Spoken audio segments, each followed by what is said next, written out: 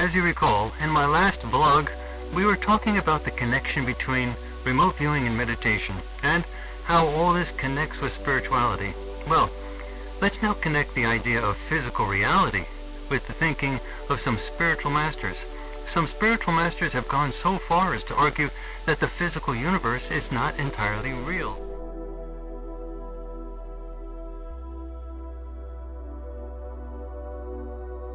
With the thinking of some spiritual masters.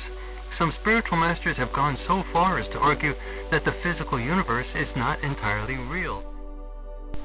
That's right. Schrödinger was an enthusiastic Vedantist. Advaita Vedanta was something that informed his whole life. And the idea of Advaita means not divided. Advaita in Sanskrit means no division. And the push throughout all of the teachings from Ramana Maharshi through the present teachers. Ramana Maharshi was an Advaita teacher in the 1950s. And the idea of Advaita and the idea of their whole view of consciousness is that we should make an effort to discover who we are. From this perspective, only the spiritual realm, which we can translate as the subspace dimension in the current context, is the only firm reality. As you recall, in my last vlog, we were talking about the connection between remote viewing and meditation, and how all this connects with spirituality. Well, let's now connect the idea of physical reality with the thinking of some spiritual masters. Some spiritual masters have gone so far as to argue that the physical universe is not entirely real.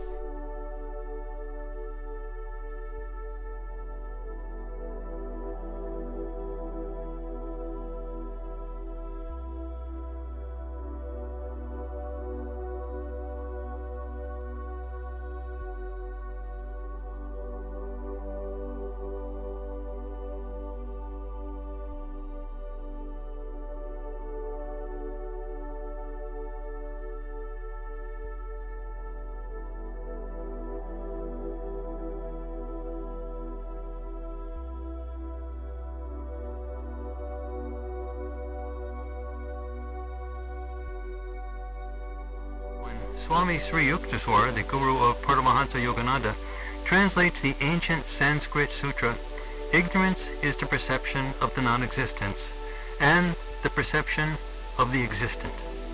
He is arguing, using my current terminology, that the subspace realm is closer to the origin of all existence, and that the physical universe is an artifact that is created due to something that occurs on the level of subspace. Paramahansa Yogananda has also written extensively about this, noting that our observations of physical reality are inseparable from illusion, or maya, which literally means the measurer, a meaning that I connect with the quantum idea of observation. Many such spiritual masters have employed techniques by which their disciples have been able to capture glimpses of an expanded reality. But since these subjective glimpses have always been reported anecdotally, they have typically been dismissed.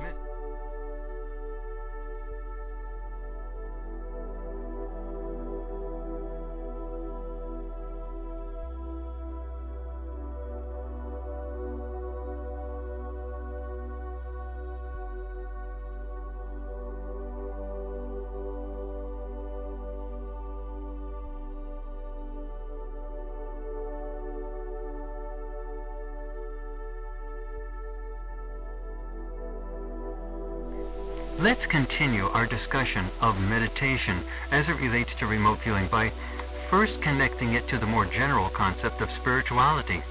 A very useful treatment of the entire subject of meditation and spirituality from a vibrational or wavelength perspective can be found in Ken Wilber's book, The Spectrum of Consciousness.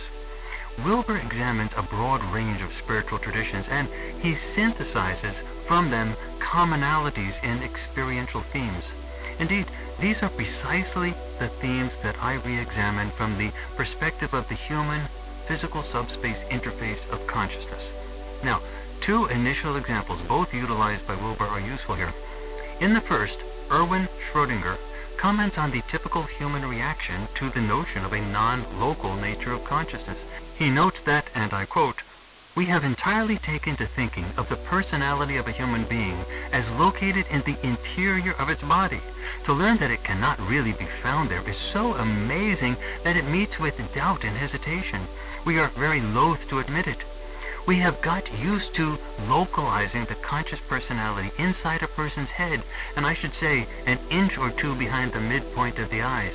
It is very difficult for us to take stock of the fact that the localization of the personality of the conscious mind inside the body is only symbolic, just an aid for practical use." Well, in the second example, a student of the guru Ramana Maharshi once made a remarkable observation that has striking similarities to the experiences reported by many remote viewers.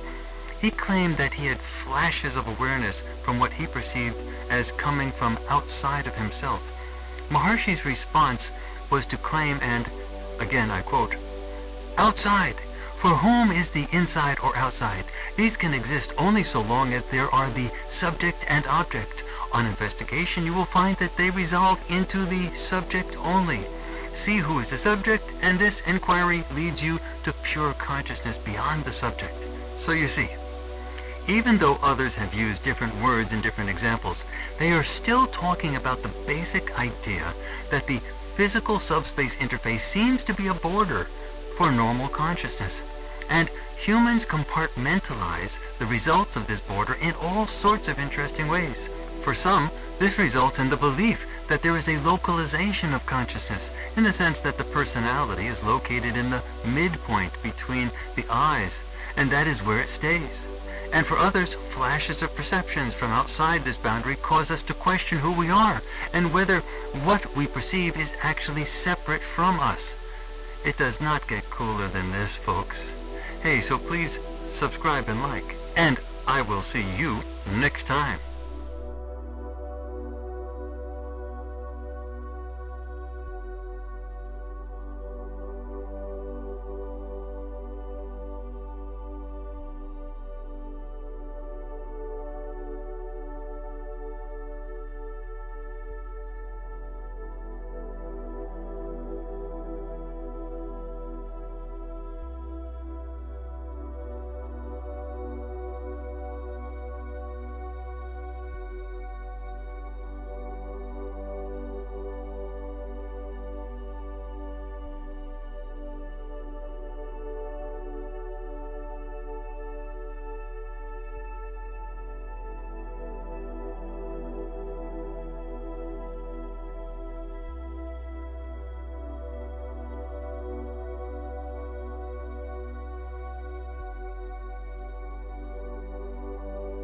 You could sit with a Advaita teacher, as I have for a decade. My teacher was named Gangaji, and she was a student of Ramana Maharshi's student, F.W. Punja. So I have a picture of Punja with Gangaji and a picture of Gangaji with me. So we have I feel that I'm part of that lineage. Obviously, I'm not a teacher of Advaita Vedanta, but she greatly informed me and calmed me down for the decade that I was with her. In 1982, I did an experiment where we were forecasting changes in the silver commodity market.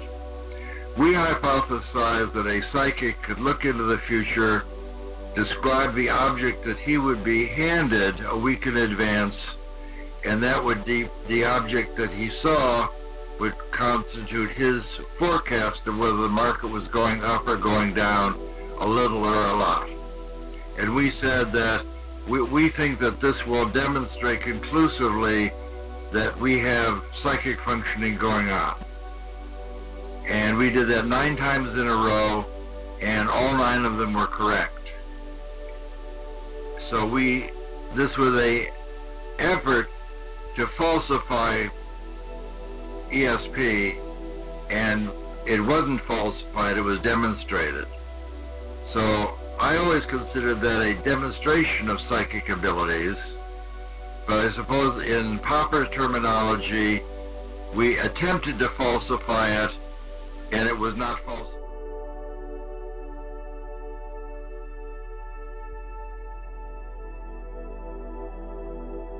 As I recall, he defined two different substances. Matter, he says, has extension in space, but mind does not have any extension in space. That's right. What we know now is that the mind is efficacious, and he did not know that. If he had known that, he may have had a different idea. The scientific research in parapsychology, of which you've done an abundant quantity, really didn't exist in his day. That's right. William Broad, who's a great friend of yours and mine, did a lot of experiments where the thoughts of one person affects the physiology of another person. Yes. In fact, he wrote a book that I helped publish called Distant Mental Influence, where he describes 12 of his favorite experiments where Broad sits in the laboratory and someone else is in a studio. Broad looks at the person's video image, and on a random schedule he will try and excite that distant person or relax them. And it's quite systematically demonstrated that when Broad tries to excite them, their heart rate or their galvanic skin response will increase. When he tries to relax them, he'll put them to sleep. In fact, in general, often Broad worked with Marilyn Schlitz, the energetic young researcher at the time, and in general, Marilyn had the job of exciting them and waking them up, and Broad had the job of putting them to sleep at a distance, and that was very successful. So he published many experiments, and then I helped him put those together. We chose our 12 favorite published experiments where the mind of a distant person can directly affect the physiology of a distant person in the laboratory from whom he's very well shielded. And I consider that, again, we can talk about falsifiability or not. I consider that I'm convinced from those experiments that consciousness is efficacious in doing stuff. That's pretty clear, I think, to me. The question regarding those experiments is, was this effect caused by psychokinesis, by a direct interaction from the mind of one person to the body of another person, or was it more a question of telepathic suggestion, even telepathic hypnotic suggestion, so it was mind to mind? I think that's not known, but for our argument today, that doesn't matter. We're showing that consciousness can do stuff at a distance outside the body, that there's a connection. And the philosophical implications of that fact are so staggering that the academic community in general refuses to even look at the data. That's right. The people who particularly have trouble with that are the materialists.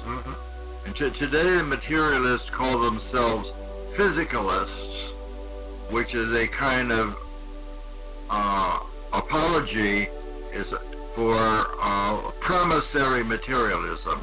The physicalist says, yes, there seems to be something like ESP, but I don't believe that consciousness actually does stuff, but we'll one day know how it all works on electromagnetic or other basis, and I'll promise you one day the physical phenomena will come out, but of course right now there's no evidence for it. And the reason that there's no evidence is because, as I understand it, when we talk about matter in terms of physics, there's no evidence of anything akin to consciousness in molecules and subatomic particles. That's right. There's no evidence. There are vitalists who believe that everything is alive, that everything is consciousness. I happen to know that Lenin believes that. So within the Soviet Union, the idea of psychic abilities was okay, but Lenin supported Vasiliev, as you know, in the Soviet Union, because Lenin thought that everything had consciousness, the unusual, and he didn't think that that was supernatural.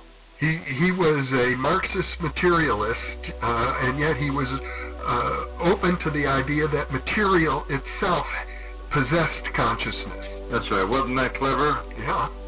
And, I mean, today there are people who take a similar point of view. They're called panpsychists, and they would say that, you know, there is no difference between mind and matter. Yeah. Now, Schrödinger felt that we were all connected. Because of his Advaita feelings, he felt that separation is an illusion. There's only one consciousness, not multiple. That's right.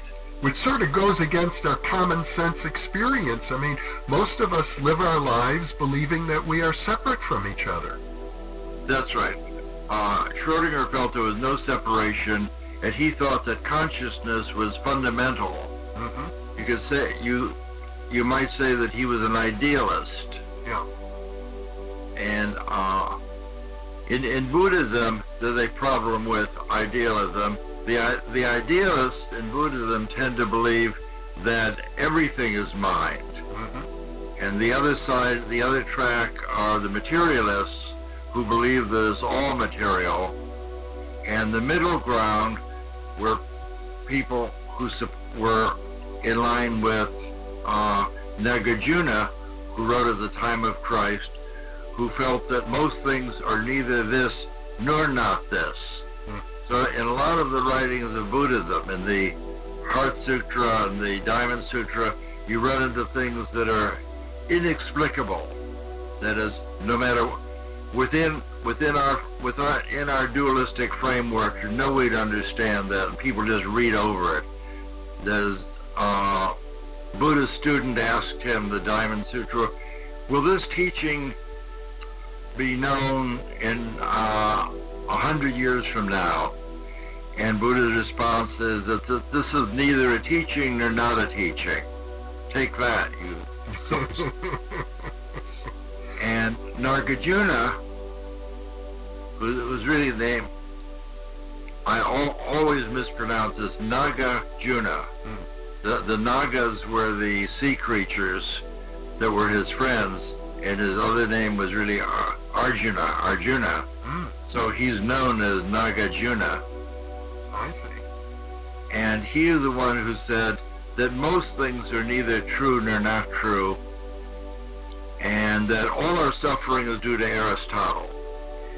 Of course, I don't know if he actually said that, but I attribute that to him. you're paraphrasing, but there is a possibility, as we discussed earlier, that Nagarjuna was exposed to some of the philosophy of Aristotle because Alexander the Great who was a student of Aristotle, brought his armies all the way into India, and I think several years before Nagarjuna. And as I read Nagarjuna, I came to the idea that his teaching was really Aristotle creates a lot of suffering, because in the entire Western pantheon, we believe that a thing is either true or it's not true. Or if it's neither true nor not true, then it's meaningless. That's right. Yeah. But Aristotle is possibly most famous for his law of the excluded middle. That it's either white or it's not white. It can't be, there's no gray in Aristotle's teaching. And that lack of the middle, I mean, it's a law of the excluded middle. It's the basis of all science. I've either proved it or I haven't proved it. It's either turned on or it's not turned on. But in recent years, we've seen the development of new forms of logic. For example, I understand in fields like optics, the very precision telescopes and so on operate on what is known as fuzzy logic, where there is the possibility of neither true nor false. That's right. There's a big area of computational theory. And Nagarjuna said that suffering comes from the exclusion of the middle. Yeah. He said in our lives, almost everything we experience is in the gray area. is neither true nor not true. For example, in the mind-body situation, he would consider, and I consider that a false dichotomy. People are always trying to engage. As a physicist, I'm resistant to being engaged in mind-body conversations anyway. But for years, since I discovered Nagarjuna, 50 years ago, when I was a graduate student at Columbia, I ran into a teacher who was passionate about Nagarjuna. She felt that this was a unsung hero of world thought. Well, you've also pointed out to me earlier that the writings of Nagarjuna are rather similar to the physical science concept of complementarity, like the wave-particle duality. That's right. That's an extremely good, as Niels Bohr based his whole view of the atom and the wave-particle interactions. That is, the wave-particle duality comes from the problem when you shine light through a prism, it behaves exactly like waves going through glass, and they disperse in accordance with their color precisely as waves would do. So if you have a examination saying I've shown a light into this prism, how far will the red disperse from the blue? You know how to calculate that based on the index of refraction of the prism. On your next question, you say, I've shone this light beam through two slits, and you're going to get two-slit interference. Based on the distance between the slits, how far will the particles move? And that's, again, a wave interaction. The waves interfere. However, as I spent a lot of time in a laser laboratory where you can start dropping, and as I do that, I'm actually dropping in filters, dropping in neutral density filters, so you can cut down the laser intensity on the screen until you know for a fact you never have more than one photon in the system at a time. Because if you have a photodetector back there, it goes tick, tick, tick each time a photon goes through. But if you have a photographic screen that will accumulate all the photons, you'll see the same interference fringes. So it's very mysterious. In fact, people explain this. There is no satisfactory explanation for this. A lot of people will tell you stories, and the stories are rather metaphysical. The story that a physics student wants to know is, since you have only one photon in the apparatus at a time, how do you get interference? There's presently no good answer for that, as there are a lot of things in physics for which there's no good answer. But this particular thing is a very good demonstration of the wave-particle duality. When you shine light through a prism, it's a wave. When you shine light through an interferometer, there are particles. I'm under the impression, Russell, that one of the reasons that people, particularly in academia, are so fixated on the materialistic metaphysics is because of the enormous success that we have had with technology. Automobiles, airplanes, computers, atomic bombs are all the result of the application of materialistic science. And it seems to me that people make a mistake when they generalize from the great success of technology to say, well, this is how nature itself is, that nature conforms in every regard to the principles of materialism, when, as you pointed out, there are many, many areas of physics that lead to paradoxes. That's right. In the end of the 20th century, I was frequently on the stage with Michio Kaku, and he did not believe in consciousness at that time. He's a string theory physicist. He's written extensively on hyperspace, as I recall. That's right. And he said, within a few years, we will be able to describe everything you can measure in an equation less than an inch long. So there. Promissory materialism. Right. Within 2 years, astronomers had discovered dark matter and dark energy, and he's completely back to the drawing board. Mm-hmm. And that's happened again and again, century after century. Kurt Gödel sort of prepared us for that. Gödel was again one of the logical positivists, and his great contribution, many people think that he and Wittgenstein were the greatest philosophers of the 20th century. Mm-hmm. Well, he's very famous for his incompleteness theorem. That's right.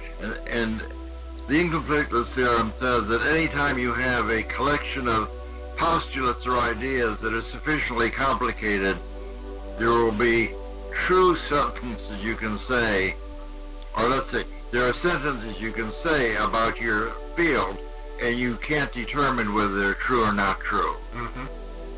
And I believe that that's the current state of modern physics. I don't think that people are saying that, but modern physics has enough indeterminate ideas or postulates, even starting with the two-slit interference. Mm-hmm. Now, my reading of Gödel's incompleteness theorem is just has maybe a bit of a different emphasis. I thought he was essentially saying that you cannot have any logical system of thought capable of explaining itself, that including mind, that if you want to explain anything, you have to explain it from the outside. Otherwise, your explanation will be incomplete. That's right. You can't know all about yourself if you have no place to stand. But from the perspective of Advaita Vedanta, it suggests that we think of ourselves as, our ego consciousness, our life history. We're born and we die. But it would seem to me that Advaita is suggesting that we're like drops in the ocean of a much larger consciousness. That's right. Advaita is very happy with the drops in the ocean idea. And the conclusion of Gödel, which people don't like, is that there are many questions which you're simply not going to get an answer to because they don't have an answer in ordinary logic. So the answer has to come from outside of whatever logical system you're working with. Or it can be a misapprehension of the space-time you live in. Mm-hmm. That is, we've become masters of four-dimensional space-time, but four-dimensional space-time does not support a simple explanation of psychic abilities. Yeah. Psychic abilities definitely transcend ordinary space-time because the evidence is that they're non-local.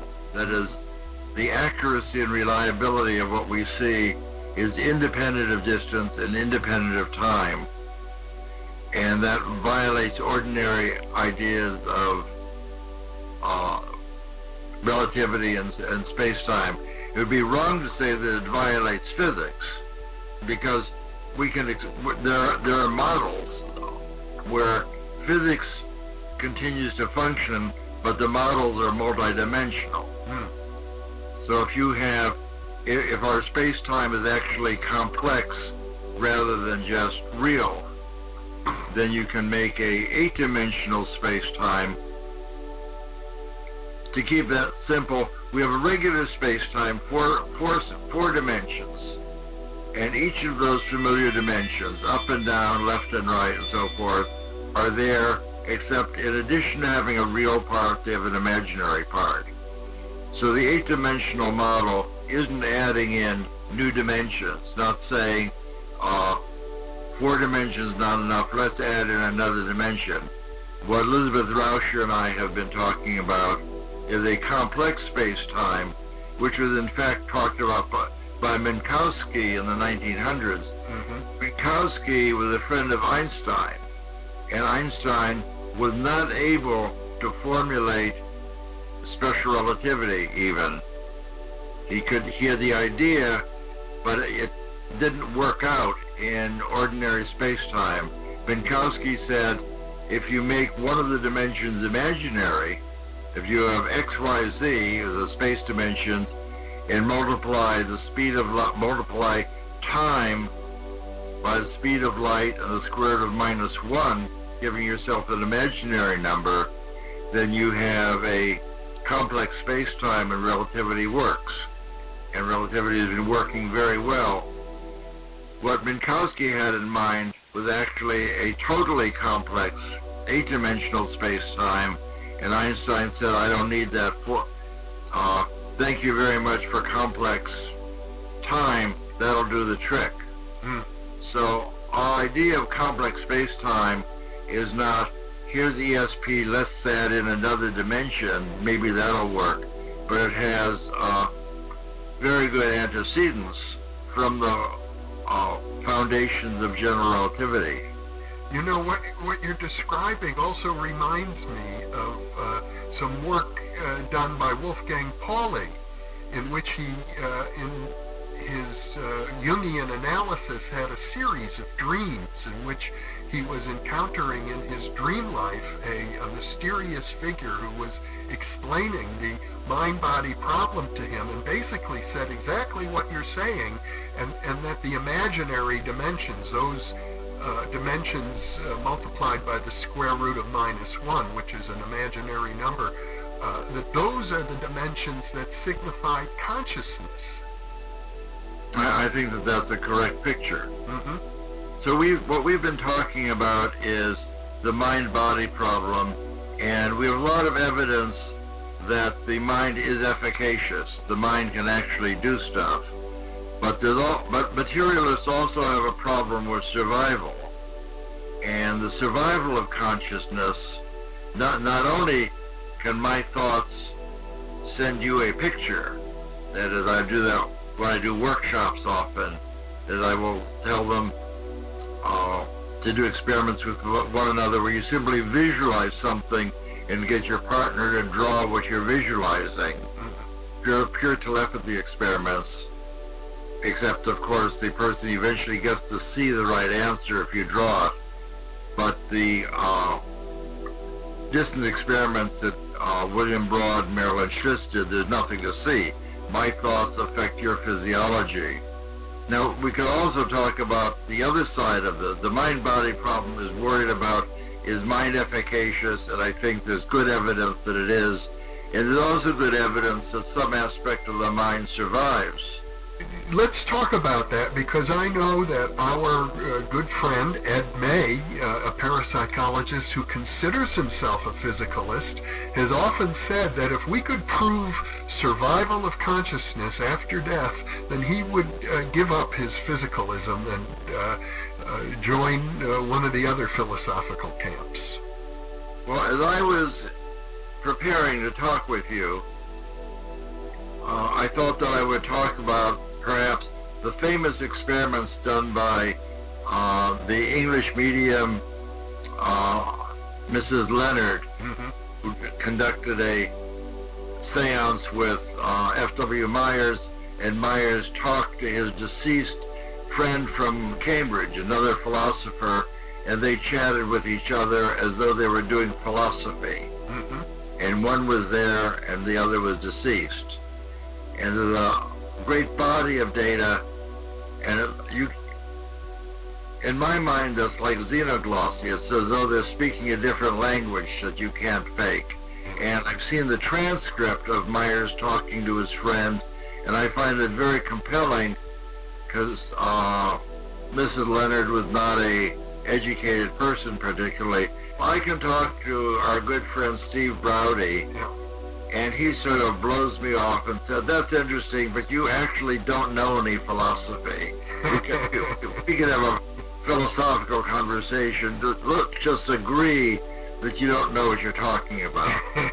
Well, former chair of the philosophy department at the University of Maryland, so he's quite particular. He's a good friend of ours and a distinguished philosopher. My point is that you can't fake being a philosopher any more than you can fake speaking French if you don't speak French. But instead of going back to those people, I thought that I would tell you about a recent case that is probably not known at all, in which I had contact with all the participants. I was giving a lecture in Boulder, Colorado. I was teaching at Naropa Institute, which is a, we can call it a Buddhist teaching center. And afterwards I was invited to a party at a beautiful house in Boulder, and one of my students came and said, could I tell you about an experiment, an event recently where somebody died and appears to have come back? Or would you be interested in such a thing? Because I was there and it happened. And she's a very nice lady. I think of her as a older woman. Of course, I'm now much older than she was, but she had all this nice fluffy white hair, and she was talking about an event that took place with her granddaughter. She ran the League of Women Voters in Arizona, where she lived. And what happened is Grandma took her little granddaughter Haley, for a walk in the Ozark Wilderness area to visit the waterfall. So Grandma and 6-year-old Haley went for a walk down the path with some friends, and they could see the fall in the distance, but it was getting late. Grandma said, we've got to go back, and Haley didn't want to do that, and she somehow slipped away. And 1 minute she was there, and as if you ever walked with a child, the child can just disappear. Yeah. And this is heavily wooded. That's right. Yeah. And they looked all over, and they couldn't find her. And Grandma was panic-stricken. What she said to me is, I've had this flash that my son would kill me if I lost his daughter in the wilderness. Why did you take my daughter to the wilderness? So she quickly went back to town. They came out with a search party, and they couldn't find Haley. And the fire trucks came in, and a book was written by a tour guide who lived there, and he wrote a book about this because the terrain is so rough that he couldn't imagine how a child could get lost and survive. But a day went by, and they had helicopters coming in searching for Haley. So this was a major event in the Ozark Wilderness, and this would have been, see, I met them in 2001, the year that the book was written by the tour guide, and the year that this happened. So as it turned out, Haley was found, and I got to meet Haley and her grandmother and the tour guide. And why we're talking about this is that at the end of the second day, everyone was frantic. You had this little child in flip-flops. She was on the top of a bluff. The canyon was 700 feet below, and it was like playing at the ridge of the Grand Canyon.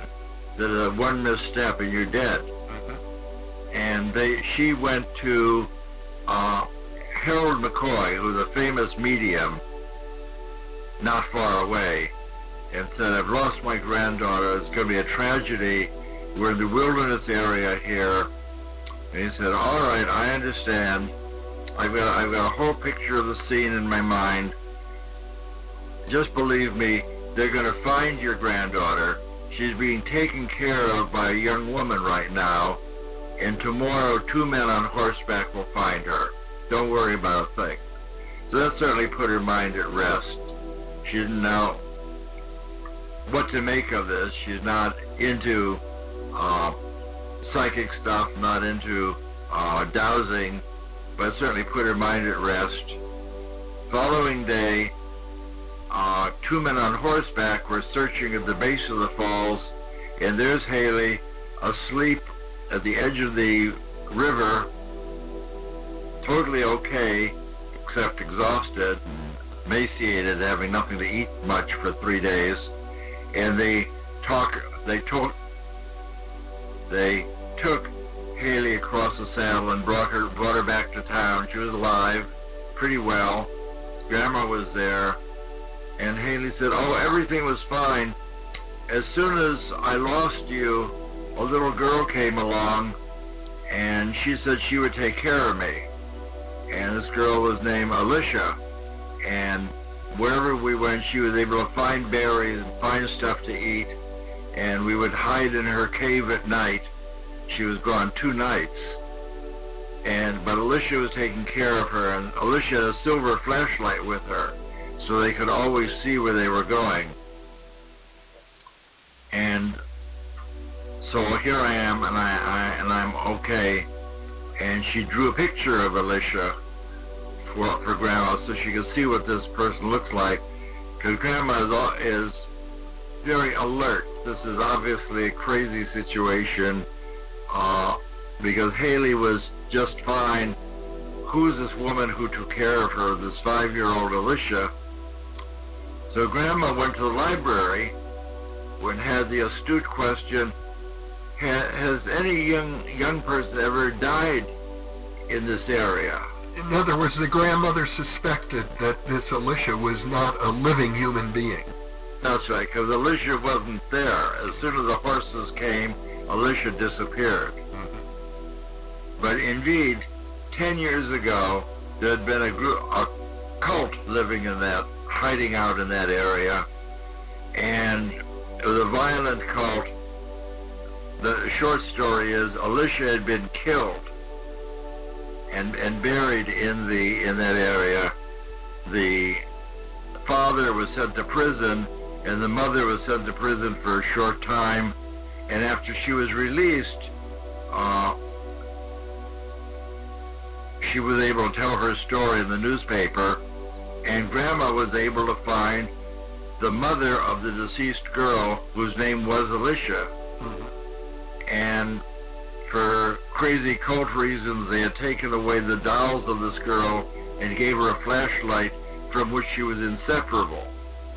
So the living Haley was able to draw a picture of the deceased Alicia in her old clothes, bib-top overalls, and tied back pigtails.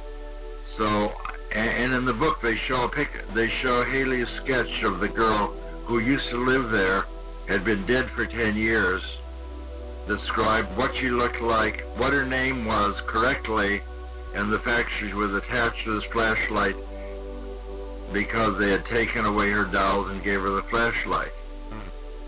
So this is a case that passes a lot of different tests. And if just so that I'm clear about this, that mother also had been in prison for her murder? That's right. I see. She was an accessory. Mm-hmm. The crazy father was a cult, and I don't remember what the inside. Well, I don't know why they killed the girl. But in any case, you suggest that this story is evidential of survival, because it would seem that the child Alicia, murdered 10 years prior, was still active in spirit form. That's the thing that impresses me. She's active, able to initiate activity, and first of all, she helped keep the 6-year-old alive.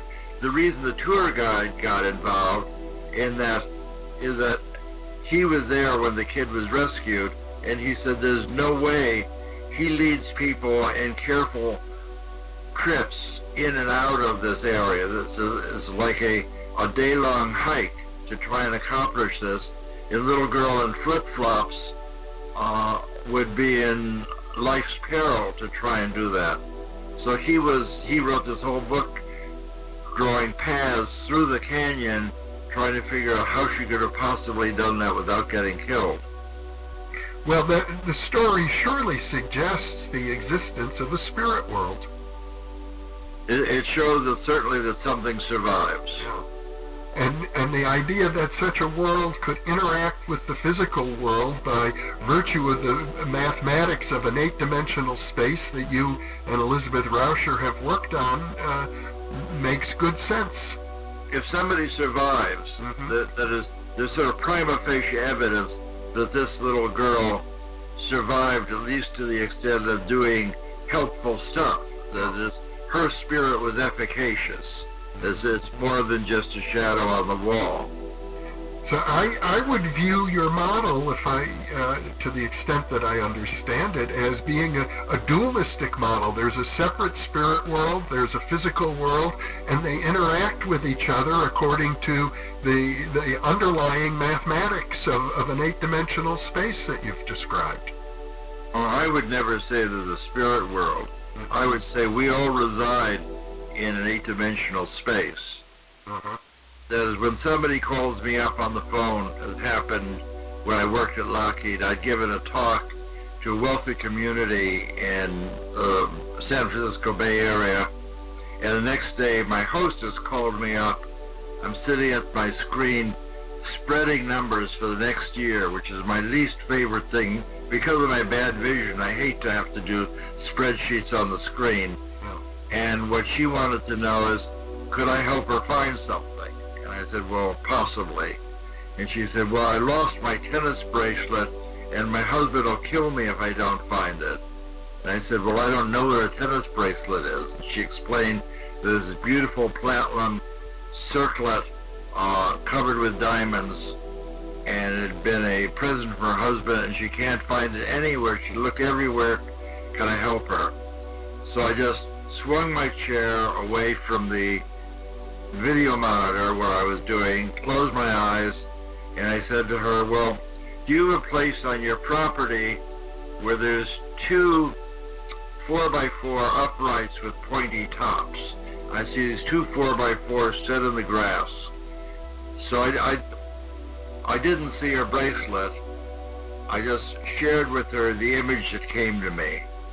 And she said, well, near the back door of my house is a place, there are two 4x4s to protect the house from people who might run into it with a car. Well, I said, I don't know what it means, but go take a look by those 4x4s because they meet my requirements. It's a clear image, unrelated to my anxiety or wish fulfillment or preconditions or daily baggage. They unasked for a clear image. And she came back from her two 4x4s and said, I'm so happy, thank you so much. She did not say the magic words, how can I help you? Can I give you anything to support your research? But she was very grateful that I found her bracelet.